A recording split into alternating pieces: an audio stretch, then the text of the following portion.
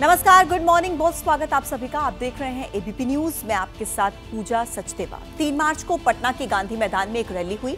उस रैली में इंडिया गठबंधन में शामिल कई बड़े दलों के नेता शामिल हुए थे। लालू यादव ने पीएम मोदी पर निजी हमला किया, उनके परिवार पर सवाल उठाया, तो प्रधानमंत्री नरेंद्र मोदी ने उसे ही अपना हथियार बना लिया। बीजेपी के नेताओं ने फिर आगे उसे विस्तार दिया।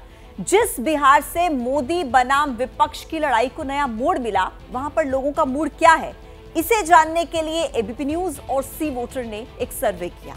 ओपिनियन पोल में जो नतीजे आए हैं वो नतीजे चौंकाने वाले हैं।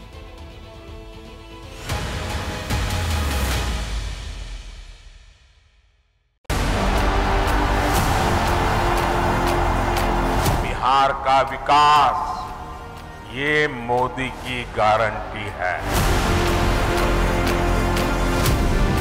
एनडीए की शक्ति बढ़ने के बाद बिहार में परिवारवादी राजनीति हाशिए पर जाने लगी है। आप पहले आए थे, इधर हम गायब हो गए थे, तभी हम फिर आपके साथ हैं। हम आपको आश्वस्त करते हैं कि आप इधर उधर होने वाले नहीं हैं, हम रहेंगे आप ही के साथ। एंटी इनकम्बेंसी के बावजूद सत्ता की हैट्रिक वाली हुंकार, अब की बार 400 पार और परिवारवाद के बहाने सियासी शत्रुओं पर प्रचंड शाब्दिक प्रहार। भगवा सियासत के मौजूदा पुरोधा के अंदाज का ये नया चुनावी संस्करण है। पिछले हफ्ते जब बिहार में सत्याग्रह की धरती पर खड़े थे प्रधानमंत्री मोदी, तब उन्होंने पहले 12,800 करोड़ की सौगातों की बौछार की और फिर चुन चुनकर विरोधियों पर शब्द बाणों की बरसात की।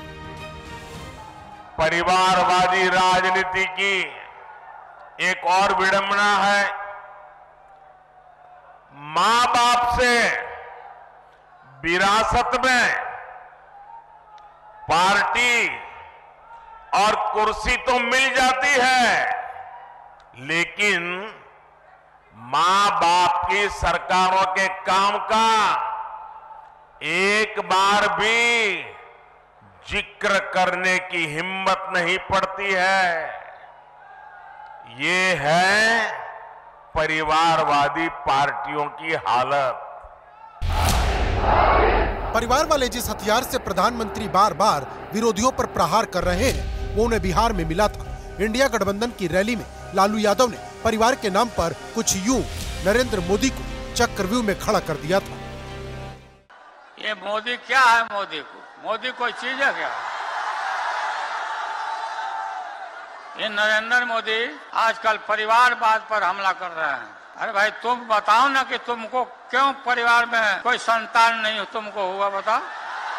ज्यादा संतान होने वाले लोगों को बोलता कि परिवारवाद है, परिवार के लिए लोग लड़ रहे हैं। तुम्हारे पास परिवार नहीं है और तुम हिंदू भी नहीं है। इसी के बाद बीजेपी के नेताओं ने सोशल मीडिया पर खुद को मोदी का परिवार घोषित कर दिया। बिहार में सत्ता समीकरण और नीतीश के हृदय परिवर्तन के बाद से प्रधानमंत्री मोदी 2 बार वहां जा चुके हैं। 2 मार्च को औरंगाबाद और बेगूसराय में थे, जबकि 6 मार्च को मोतिहारी के दौरे पर गए थे। तीनों जिलों में करीब 48,200 करोड़ की योजनाओं की सौगात दी। नरेंद्र मोदी और नीतीश कुमार की नए सिरे से जुगलबंदी के बाद अब सवाल उठने लगा है कि क्या एनडीए बिहार में 2019 वाली जीत रिपीट करेगा या तेजस्वी की अगुवाई वाला इंडिया गठबंधन खेला करेगा। चुनाव की तारीखों के ऐलान से ठीक पहले एबीपी न्यूज और सी वोटर के ओपिनियन पोल में तस्वीर साफ हो गई है। क्या कहता है सर्वे, यह हम आपको व्याख्या सहित बताएंगे, लेकिन उससे पहले जान लीजिए कि पिछले चुनाव में स्थिति क्या थी। 2019 में एनडीए को 40 में से 39 सीट मिली थी। इसमें बीजेपी को 17, जेडीयू को 16 और 5 सीट एलजेपी को मिली थी, जबकि कांग्रेस को 1 सीट हासिल हुई थी और आरजेडी 0 पर सिमट गई थी। 2019 के चुनाव में बिहार में बीजेपी के साथ नीतीश कुमार की जेडीयू थी, साथ में रामविलास पासवान की एलजेपी थी। मगर इस बार एनडीए ने अपने कुनबे का विस्तार किया है। बावजूद इसके ओपिनियन पोल में एनडीए पिछड़ता हुआ दिख रहा है। 2019 में 40 में से 39 सीटें एनडीए के पास गई थी, 17 की 17 बीजेपी जीत गई थी, 17 में से 16 जेडीयू और 6 जीत गई थी एलजेपी। और इस बार एनडीए 32 सीटें लेने में कामयाब होगा, यानी कि 7 सीटों का नुकसान हो सकता है। इंडिया के खाते में 1 सीट जाती दिख रही है। बीजेपी के लिए बिहार में ये अप्रत्याशित सा है। तो आगे का सवाल है कि नीतीश के सत्तासीन रहने के बावजूद एनडीए के पिछड़ने की वजह क्या है? क्या तेजस्वी यादव की जन विश्वास यात्रा से इंडिया को फायदा हो रहा है? क्या 2 लाख युवाओं को मिली नौकरी का क्रेडिट तेजस्वी को मिल रहा है? क्या बार बार नीतीश कुमार के पलटने से लोगों में काफी नाराजगी है? या फिर जाति समीकरण को साधने में तेजस्वी यादव कामयाब हो रहे हैं? क्योंकि इस बार तेजस्वी यादव एमवाई के साथ साथ बाप मतलब बहुजन, अगड़ी, आधी आबादी और पुअर यानी गरीब की बात कर रहे हैं। हालांकि बिहार में न तो अभी सीटों का बंटवारा हुआ है और न ही किसी कैंडिडेट का ऐलान हुआ है। सूत्रों के मुताबिक बिहार में बीजेपी और जेडीयू 16-16 सीटों पर चुनाव लड़ सकती है। चिराग पासवान की पार्टी को हाजीपुर समेत 5 सीट मिल सकती है, जबकि उपेंद्र कुशवाहा, जीतन राम मांझी और मुकेश सहनी की पार्टी को 1-1 सीट मिलने की उम्मीद है। सूत्रों की माने तो मुकेश सहनी से बात नहीं बनने पर कुशवाहा के हिस्से 2 सीट चली जाएंगी। हालांकि बिहार में मंत्रिमंडल विस्तार के बाद भी बहुत कुछ साफ हो सकता है। नीतीश कुमार की माने तो ये दोनों फैसला जल्द होगा। हालांकि सीटों को लेकर पेच मोदी विरोधी गठबंधन में भी फंसा है। सूत्रों की माने तो लालू यादव की पार्टी 30 सीटों पर चुनाव लड़ना चाहती है, जबकि कांग्रेस का दावा 15 सीटों पर है। जबकि तेजस्वी यादव 7 सीट से ज्यादा कांग्रेस को देने के लिए तैयार नहीं, बाकी 3 सीट लेफ्ट को मिलेगी। हालांकि आरजेडी को लग रहा है कि ओपिनियन पोल में जितनी सीटें मिलती दिखाई दे रही, आंकड़ा उससे आगे भी जाएगा। पिछले दिनों जब राहुल गांधी न्याय यात्रा लेकर बिहार पहुंचे थे, तब तेजस्वी यादव उनके साथ थे। दोनों पार्टियों का दावा है कि जल्दी सीट का पेच सुलझा लिया जाएगा। हालांकि अब भी बिहार में आरजेडी को फायदा होता दिख रहा है, लेकिन झारखंड में क्या स्थिति बनती दिख रही वो भी जान लीजिए।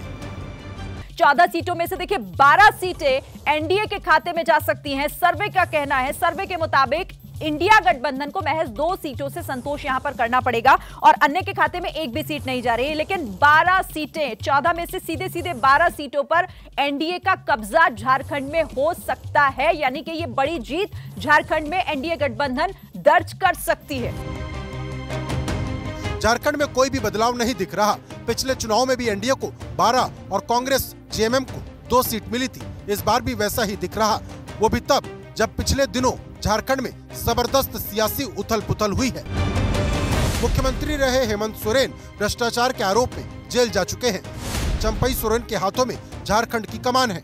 हेमंत सोरेन की पत्नी कल्पना सोरेन अब राजनीति में एंट्री कर चुकी है। झारखंड में बीजेपी जहां आजसू के साथ मिलकर चुनावी मैदान में उतरने वाली है, तो जेएमएम के साथ कांग्रेस और आरजेडी भी है। हालांकि लोकसभा चुनाव पर फिलहाल इसका कोई असर नहीं दिख रहा।